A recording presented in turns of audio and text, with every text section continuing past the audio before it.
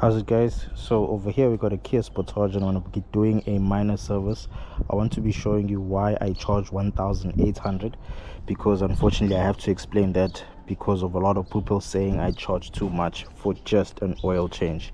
So let's get it done. So before we even start with the service, I start with checks, fluid checks, as well as a diagnostic check. So let's open the bonnet.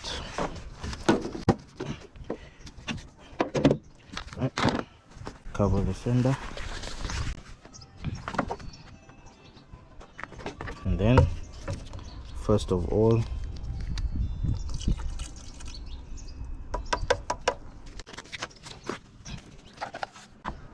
top up the washer bottle fluid before we even start with the service, and put the windscreen washer cleaner, as well as to inspect the radiator cap. So just check it. All right, cap looks good, and got some coolant in there, but we'll do a coolant concentration test as well. Next, we have to check the brake fluid for water content, because as you know, brake fluid's got a hygroscopic nature. Look at that. The brake fluid needs to be flushed. It's at 2.5%, so this has to be done, has to be flushed. So next on the agenda, it's the air filter. Need to inspect it. Look at that thing. This car came in for a minor service and the air filter is looking like this. You see, look at that. So that is why in every minor service, every service, a air filter change is standard. I don't care if it's a minor service or a major service, or you change it in the past 15 Ks, I change it. So every service with me, I change the air filter, whether it's a minor or major. You have to change it every 30,000 intervals, but I change it instead, because sometimes clients drive in areas which are really bad, really dusty, and your air filter can look like this within 5,000 Ks. So it's always best to change it in every service, because this only costs about 300 Rand. So yeah. So air filter housing has been cleaned, and the new air filter has been fitted. Next, we have to remove the tappet cover so we can inspect for any leaks on the tappet cover seal. Okay, got nothing. It's absolutely dry, which is good. So next we're going to be inspecting our what you call this thing, cabin filter gasket. We're going to be inspecting that, because if our air filter looks so faulty like that, I'm pretty sure our pollen filter is also really bad. So let's open it up and let's check it out. Okay, look at that. And this car came in for a oil change. Guys, look at this. And it came for oil change. This I didn't buy. This I do not include in a minor service, but this has to be changed. So next, it's a diagnostic check on the vehicle. Before we even drain the oil, we need to do a diagnostic check on the car. So diagnostic is done, and we got 5 codes on the car.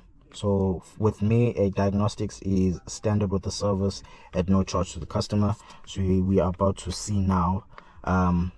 Okay, so we got a O2 sensor fault, O2 sensor, system 2 ridge, O2 sensor. Okay, so this machine also shows you on the service manual what could be the possible causes for the O2 sensor light. So rear oxygen harness could be open or short, poor electrical connection, faulty oxygen sensor, inappropriate fuel pressure, faulty fuel pressure, faulty fuel injectors, intake air leaks, maybe faulty exhaust gas. So the clogged up air filter could also be the culprit of this here fault.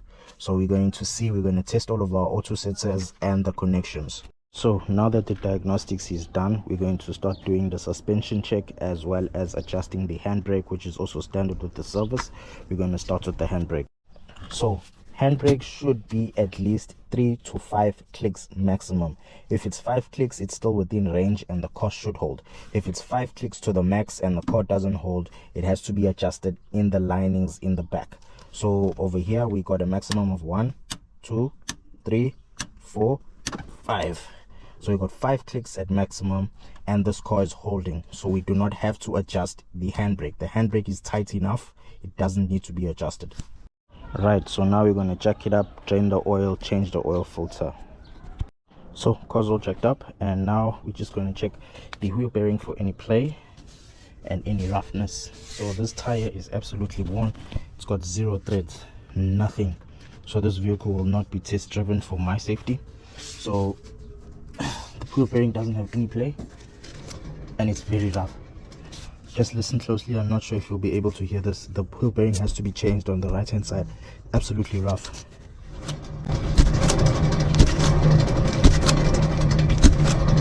So the wheel bearing is really rough, needs to be rebooked for it. Checking the left hand side as well. Wheel bearing is smooth this side, as you can hear, no rough noise. So there's also no play on this side.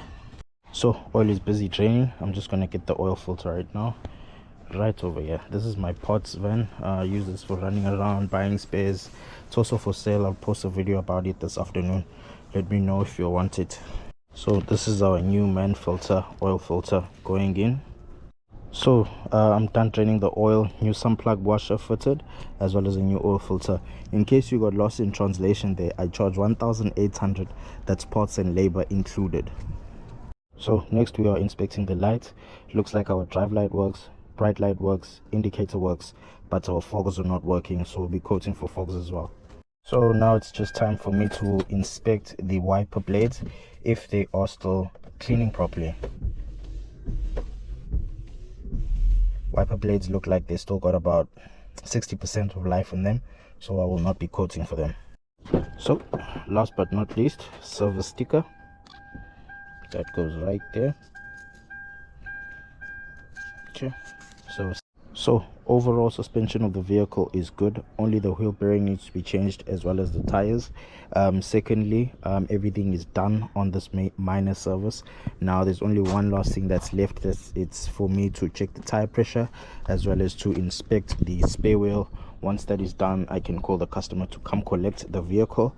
The vehicle will just have to be rebooked for the pollen filter, which is the cabin filter, as well as the wheel bearing, as well as what else, fog lights. I don't know if I'm forgetting other stuff, but everything is written down on the report. So yeah, this is why I charge 1,800 for minor service. It's not just about jacking the car up and draining the oil for me. I go through everything on the car to make sure that you do not have any breakdowns or any problems on the road.